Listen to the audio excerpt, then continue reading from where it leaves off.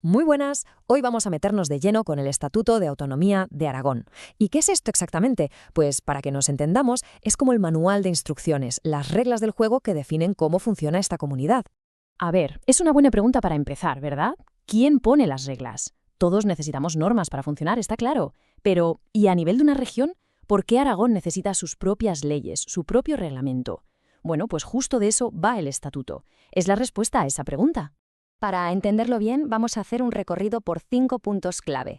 Primero, veremos qué es este manual. Después, de dónde viene, que tiene muchísima historia. Luego, a lo práctico, qué puede hacer y qué no. Echaremos un vistazo a quién gobierna. Y para terminar, lo más importante, cómo nos afecta todo esto en el día a día.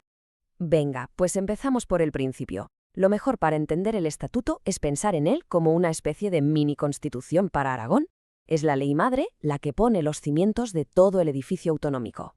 O sea, en palabras sencillas, es la ley que básicamente dice, de acuerdo, esta región, Aragón, a partir de ahora se organiza como una comunidad autónoma.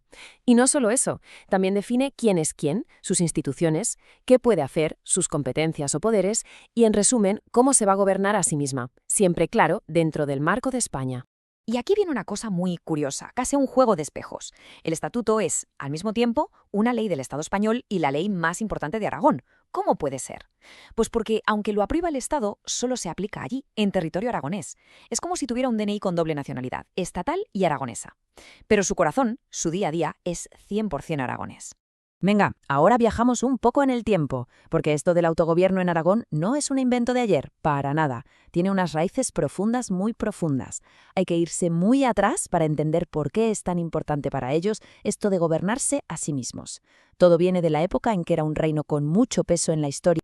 Fijaos en el recorrido. En la Edad Media el Reino de Aragón ya tenía sus propias leyes, el famoso derecho foral. Luego, claro, pasaron los siglos. Pero con la llegada de la democracia en 1982, Aragón recupera esa capacidad con su primer estatuto. Y el remate llega en 2007, con la reforma que lo define como nacionalidad histórica. Esa palabra no es casual, es un reconocimiento a todo ese legado. Y si tuviéramos que resumir toda esa tradición en 3 palabras, serían estas: pacto, lealtad y libertad. Suena potente, ¿verdad? Pues no son solo palabras para un libro de historia. De verdad que estos conceptos siguen muy vivos hoy en Aragón y marcan mucho su forma de ver las cosas, de entender la política y la convivencia.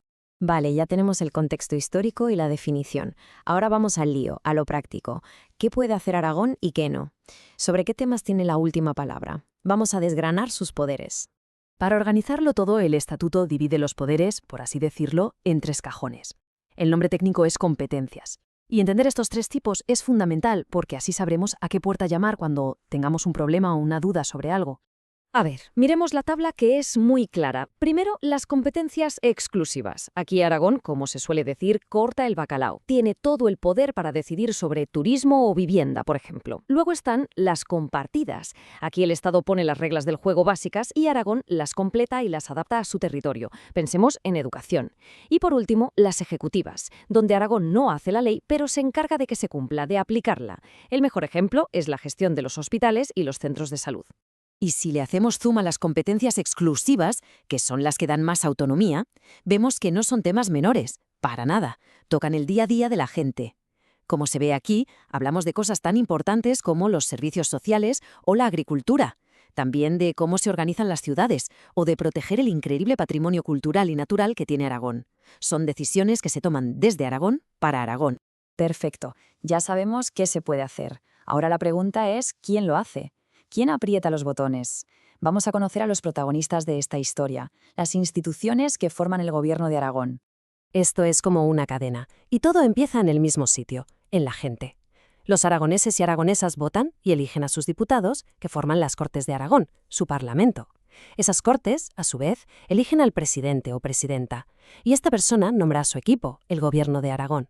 Como vemos, el poder fluye desde las urnas hasta el despacho del presidente. Es la base de la democracia.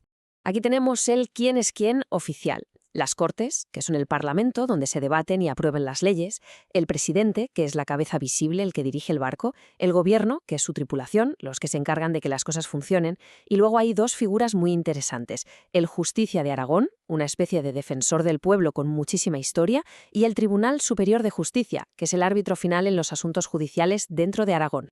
Y después de toda esta teoría, ¿esto en qué se traduce? ¿Por qué debería importarnos un documento legal que a veces suena tan abstracto? Vamos a ver el impacto real que tiene el estatuto en la vida de la gente. Pues el impacto es total. Cada día, cuando se decide construir viviendas en un sitio, cuando se protege un parque natural, cuando se da una subvención para mantener una fiesta popular, todas esas decisiones las toma el Gobierno de Aragón.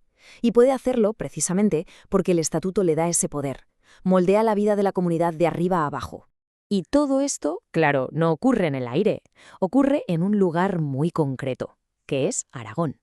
Y Aragón, como sabemos, está formado por 3 provincias: Huesca, Zaragoza y Teruel. El estatuto es el pegamento que une y organiza este territorio como una única comunidad autónoma. Al final, si lo pensamos bien, el Estatuto de Aragón y los del resto de comunidades nos plantean una pregunta clave, casi filosófica. ¿Dónde está el equilibrio? El equilibrio entre tener una identidad regional fuerte, con su propia historia y sus propias normas, y al mismo tiempo formar parte de un proyecto común más grande. Encontrar ese balance es, quizá, el gran reto y también el gran éxito de este modelo.